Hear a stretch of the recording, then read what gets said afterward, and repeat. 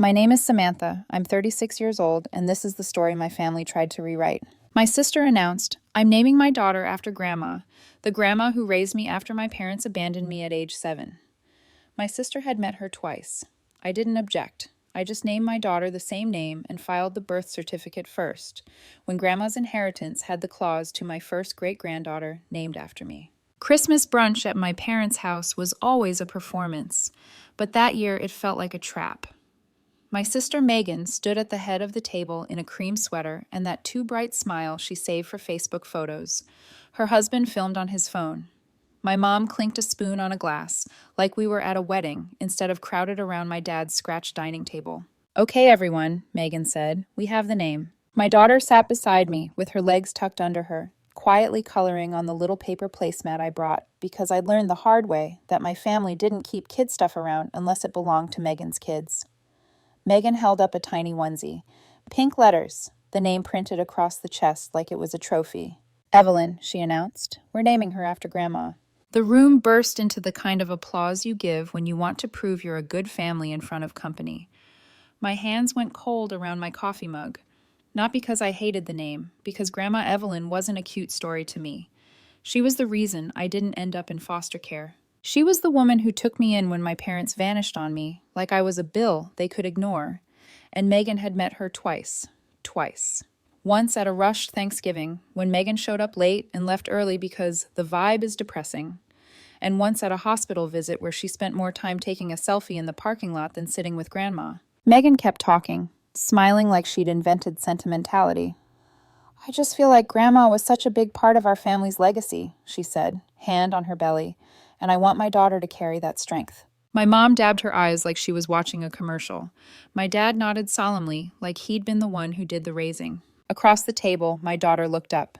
Who's Evelyn? She whispered to me. My throat tightened. I leaned close and brushed her hair back. My grandma, I said softly. The one who loved you. The one who made you banana bread and called you her little shadow. My daughter smiled, small and private. Then Megan's gaze landed on us. She tilted her head like I'd ruined her shot. You're quiet, Samantha, she said, still smiling. You're not mad, are you? Everyone turned.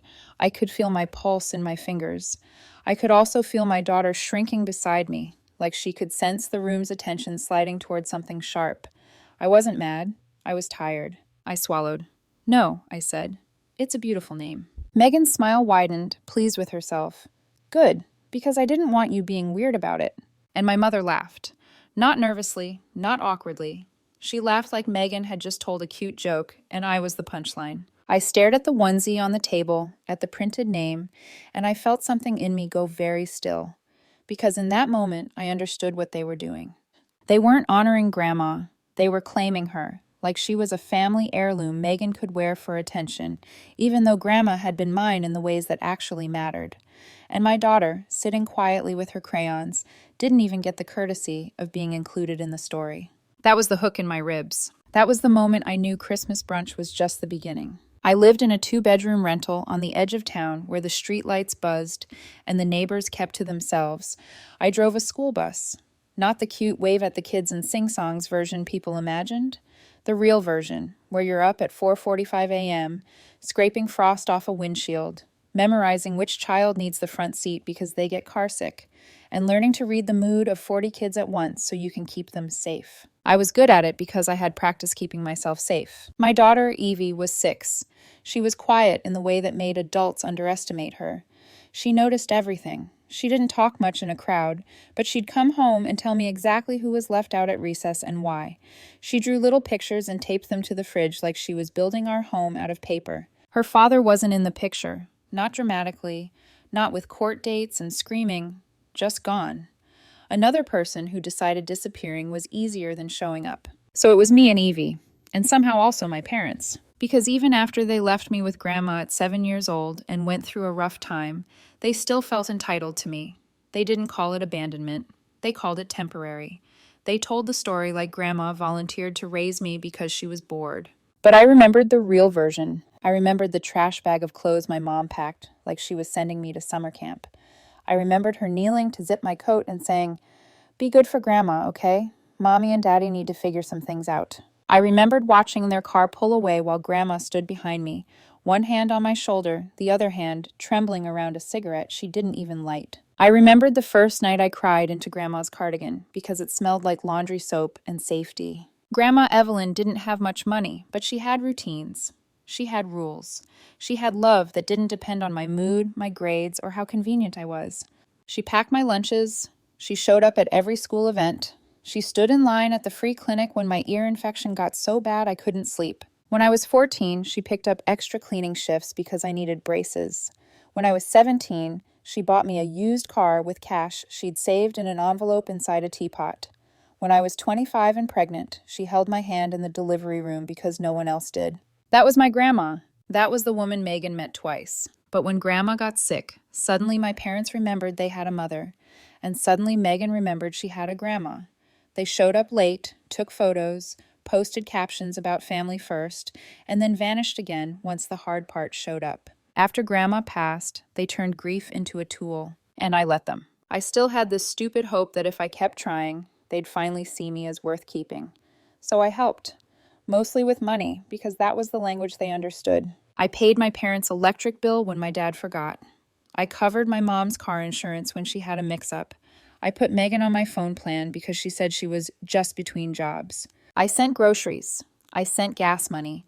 I sent just a little help so many times as that my banking app started suggesting it like a habit. When Megan got pregnant, she said daycare costs were insane, and I started sending $200 a week. $200 every week. I told myself it was temporary. It never was. And while my money flowed out, my daughter kept getting treated like an afterthought. Megan's kids got loud, matching pajamas at every holiday. Evie got a random clearance toy in a bag with no name tag. My parents framed photos of the grandkids in their hallway. Evie was never in them. If I asked, my mom would say, "Oh, I just haven't printed any new ones." But Megan's were always printed, always framed, always right where everyone could see them. I saw all the signs. I ignored them. I kept showing up anyway. So when Megan announced she was naming her baby Evelyn, it wasn't just a name. It was a statement. It was them rewriting history while I sat there and smiled like a well-trained extra. On the drive home, Evie hummed to herself in the back seat, tracing the fog on the window with her finger. "Mama," she said, "can I see Grandma Evelyn again?" The question hit me like a pebble to the chest. Grandma was buried 2 towns over. Evie had been to the grave once, but she was little. She remembered the wind and the flowers more than the headstone. "We can visit," I said. "Soon." She nodded, satisfied. "I want to bring her a picture." Of course she did. That was Evie. She loved quietly and completely. I drove in silence, thinking about the onesie on the table, thinking about Megan's smile, thinking about my mother laughing when Megan suggested I might be weird. And then, because life has a sense of humor, I got nauseous. Not emotional nauseous, real nauseous. By the time we got home, I was sweating. I blamed the brunch food, the undercooked eggs, the weird ham. But the next morning, the nausea was still there. And the next. So I bought a pregnancy test on my way home from my bus route, the kind you hide under a bag of apples like you're doing something wrong. Evie was watching cartoons when I took it.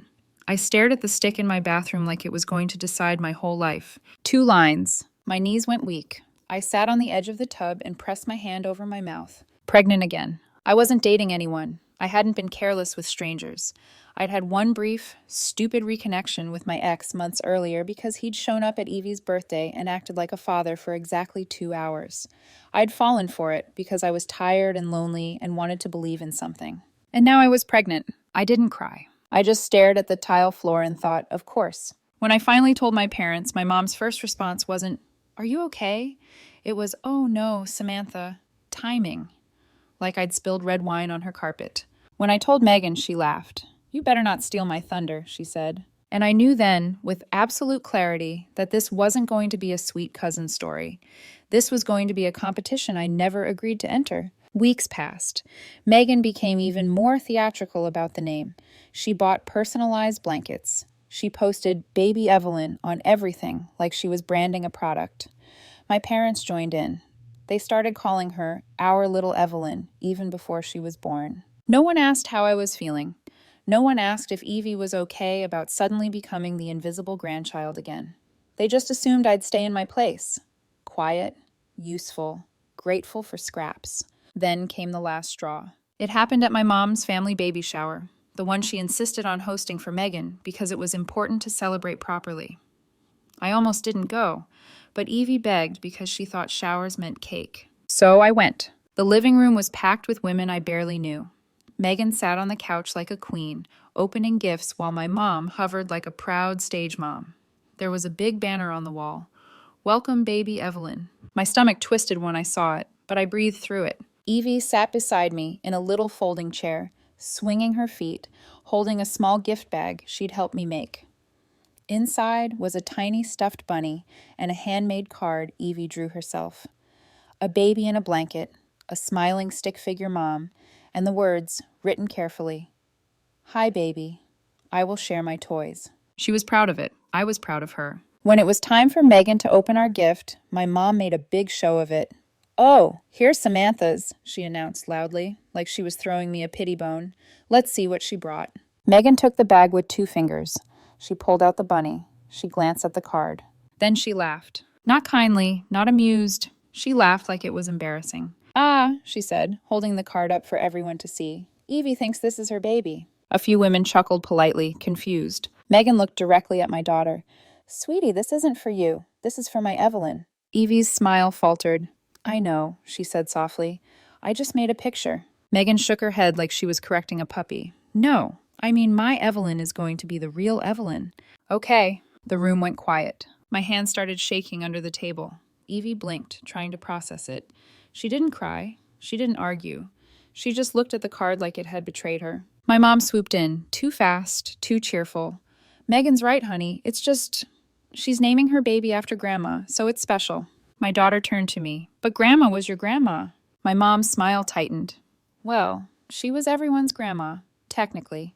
Technically, like love was paperwork." Evie's little shoulders curled inward. She slid the card back into her lap like she wanted to hide it, and in that second I saw it. The same thing I'd seen in myself as a kid.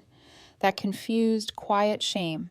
The feeling of being told you don't belong without anyone ever saying the words. I stood up so suddenly my chair scraped the floor. My mom's eyes flashed a warning. "Don't make a scene." Megan raised her eyebrows like she was daring me. I didn't yell. I didn't cry. I reached into my purse, pulled out my phone, and opened my banking app. Because there was one thing I'd learned driving a bus full of kids. If you want to keep order, you don't argue with chaos. You remove the problem. Megan's daycare payments came from my account every Friday. Auto transfer. $200, like clockwork. My parents' utilities came out of the same account. So did my mom's car insurance. They all acted like it was normal, like I was an invisible hand that existed to keep their lights on. I looked at the screen, my thumb hovered. Then I hit stop recurring payment. The app asked, "Are you sure?" I pressed confirm. A little message popped up, recurring transfer canceled. My hand stopped shaking. I looked at Megan and my mom and said calmly, "Evie and I are going home." My mom's smile cracked. "Samantha, not today." I repeated, "We're going home." Megan's voice went sharp. "Seriously? Over a card?" I picked up Evie's jacket and helped her into it with slow, steady hands. I leaned down, kissed her forehead, and whispered, "You didn't do anything wrong." She nodded, swallowing hard. On my way out, I paused in the doorway.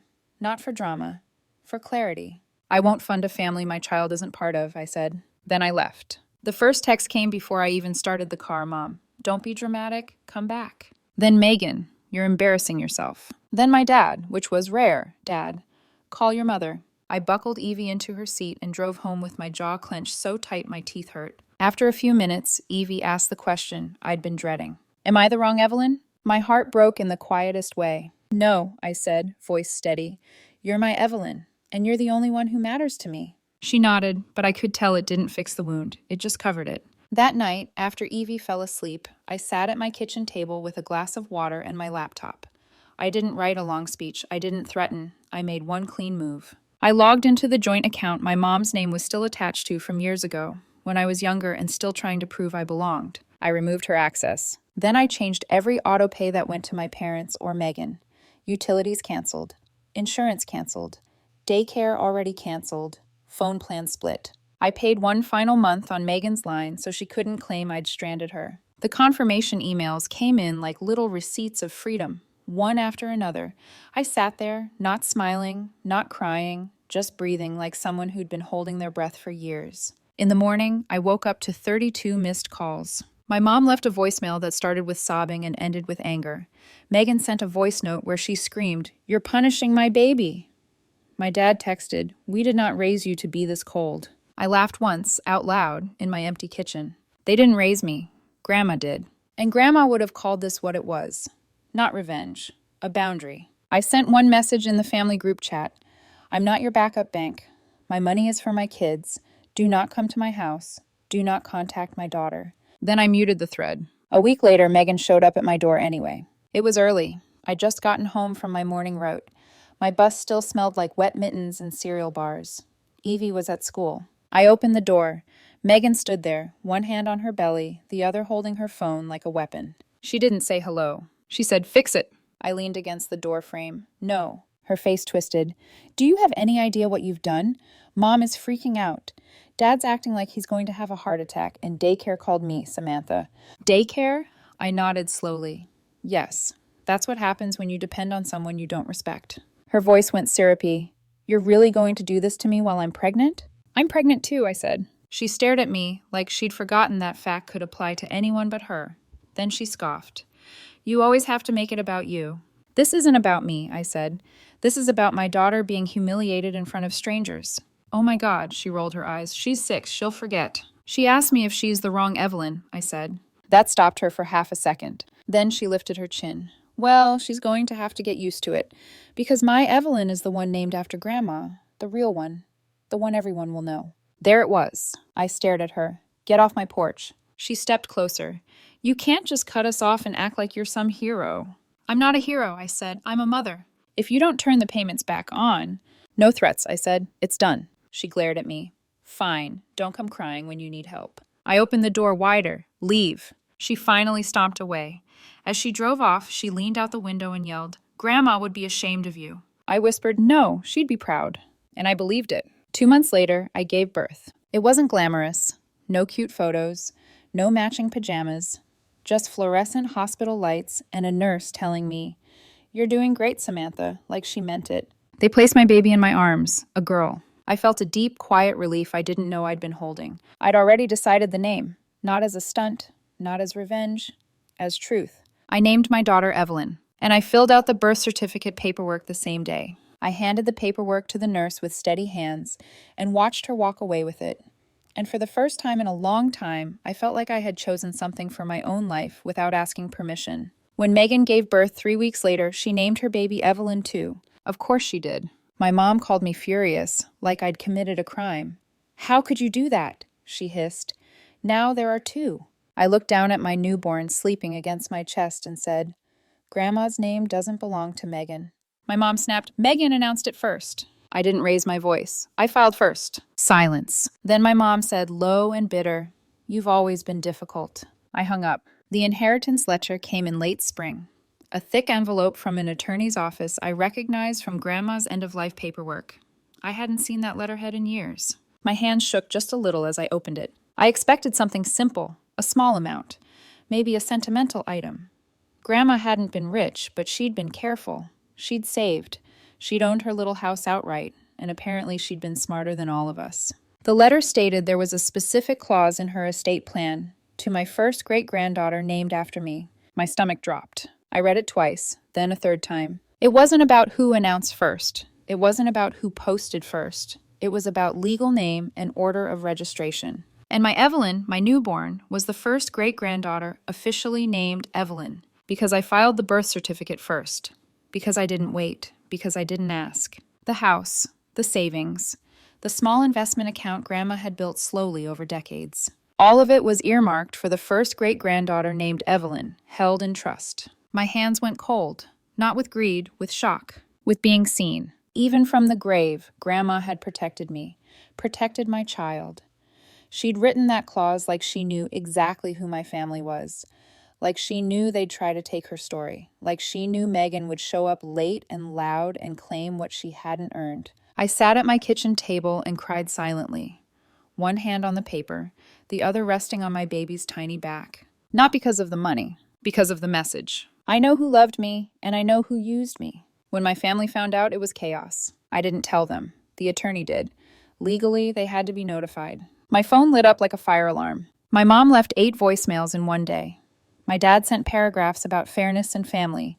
Megan showed up at my door again, this time with tears and rage tangled together. She stood on my porch and said, "That's mine." I blinked. "No." She shoved her phone toward my face. "I announced it first. Everyone knew. You stole it." I looked at her, really looked at her, and felt something settle in my chest. "No," I said again. "Grandma raised me. She barely knew you." Megan's face twisted. "That's not my fault." "It kind of is," I said quietly. She laughed, sharp and ugly. "So you're just going to take it? You're going to take Grandma's house and her money and leave us with nothing?" I didn't argue details. I didn't justify. I didn't defend. "I'm not your wallet," I said, "and I'm not your backup plan." Her eyes darted toward my living room like she expected to see Evie or the baby so she could perform. I stepped outside and closed the door behind me. "I'm setting up a trust for my daughters," I said. "That's it?" Her voice went small, then nasty. "You think you're better than us because you drive a bus and got lucky?" I smiled a little, not happy, just incredulous. "I'm not lucky," I said. "I'm tired, and I'm done." She took a step forward, and for a second I thought she might try to push past me, but then she did what she always did when she didn't get her way. She reached for my mother. She yelled, "Mom!" like my mom was the referee. My mom wasn't there. It was just Megan on my porch, facing the consequences of a life where she treated people like props. "Leave," I said. Her eyes filled with tears, but her voice stayed angry. "You're tearing the family apart." "No," I said. "You did that when you taught my child she doesn't belong." She stood there another moment, chest heaving, then turned and walked away. This time I didn't watch her go. I went back inside, because my daughters were there, and that was my real family. After I cut them off, my parents told everyone I'd been brainwashed and selfish. They guilt-tripped. They raged. They showed up uninvited. So I installed a cheap doorbell camera. I changed my routes. I blocked my mom. Life got quieter. Evie started calling the baby Little Evie. We visited Grandma's grave. We planted her favorite rose at home. That Christmas, we stayed in, safe, steady, and done funding anyone who erased my child. I'm on Samantha's side, because she stayed calm at the baby shower when Megan held up Evie's handmade card and told her, "My Evelyn is going to be the real Evelyn." Then Samantha stopped the $200 a week daycare transfer, removed her mother from the joint account, and sent one clear message: "I'm not your backup bank." What this story teaches is simple. When a family rewrites history and treats your child like an extra, your safest response isn't another conversation you can lose. It's a boundary you can enforce.